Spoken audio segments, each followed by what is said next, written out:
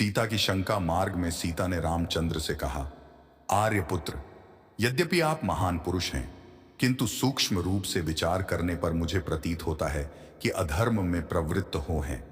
हे नाथ, इस संसार में कामजनित 3 दोष ऐसे हैं जिनका उन्हें परित्याग करना चाहिए।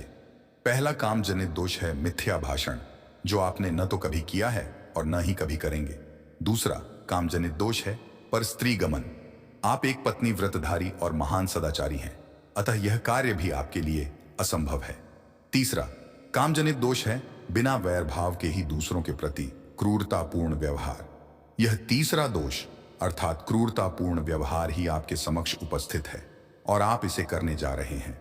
आपने इन तपस्वियों के समक्ष राक्षसों को समूल नष्ट कर डालने की जो प्रतिज्ञा की है, उसी में मुझे दोष दृष्टिगत हो रहा है।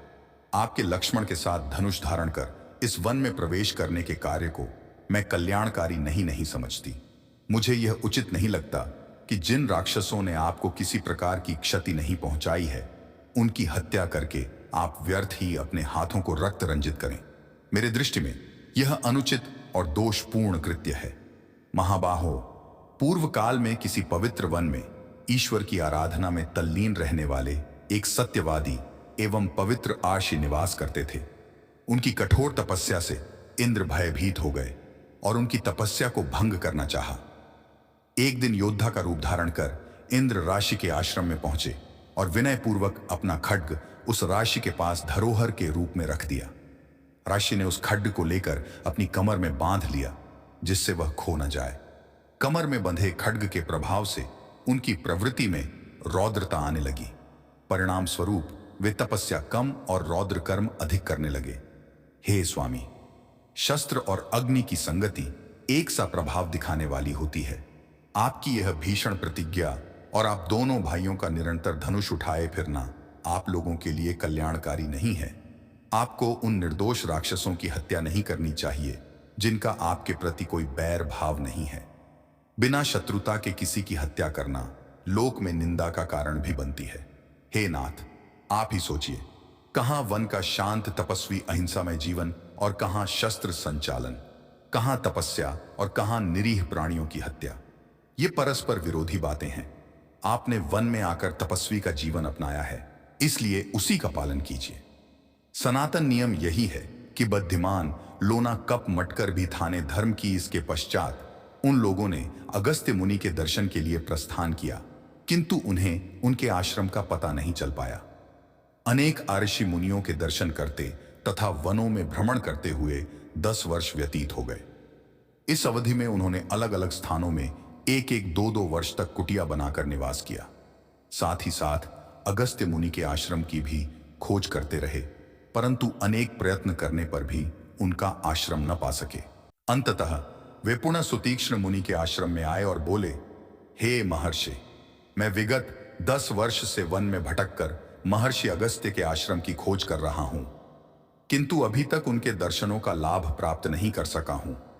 उनके दर्शनों की मुझे तीव्र लालसा है, इसीलिए कृपा करके आप उनके आश्रम में पहुंचने के लिए मार्ग बताइए।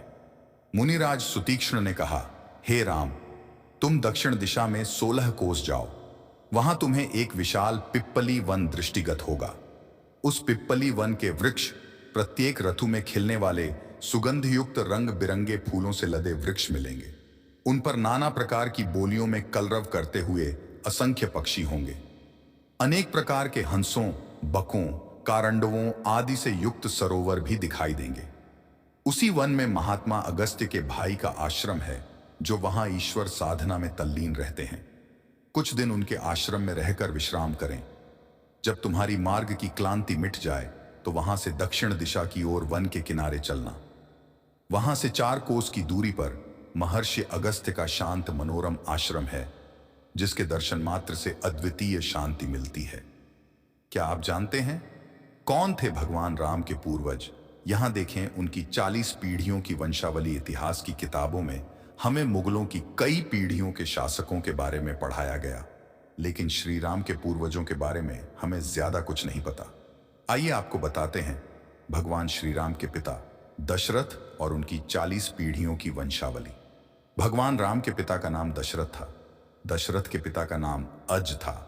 अज के पिता का नाम नाभाग था, नाभाग के पिता का नाम ययाति था, ययाति के पिता का नाम नहुष था, नहुष के पिता का नाम अम्बरीश था, अम्बरीश के पिता का नाम प्रशुश्रक था, प्रशुश्रुक के पिता का नाम मरु था, मरु के पिता का नाम शीघ्रक था, शीघ्रक के पिता का नाम अग्निवर्ण था, अग्निवर्ण के पिता का नाम सुदर्शन था, सुदर्शन के पिता का नाम शंखन था, शंखन के पिता का नाम प्रवृद्ध था, प्रवृद्ध के पिता का नाम रघु था, रघु के पिता का नाम ककुत्स्थ था, ककुत्स्थ के पिता का नाम भागीरथ था, भागीरथ के पिता का नाम दिलीप था, दिलीप के पिता का नाम अंशुमान था, अंशुमान के पिता का नाम असमंज था, असमंज के पिता सगर थे, सगर के पिता का नाम असित था, असित के पिता का नाम भरत था, भरत के पिता का नाम धवसंधि था, ध्रुव संधि के पिता का नाम सुसंधि था, सुसंधि के पिता का नाम मांधाता था, मांधाता के पिता का नाम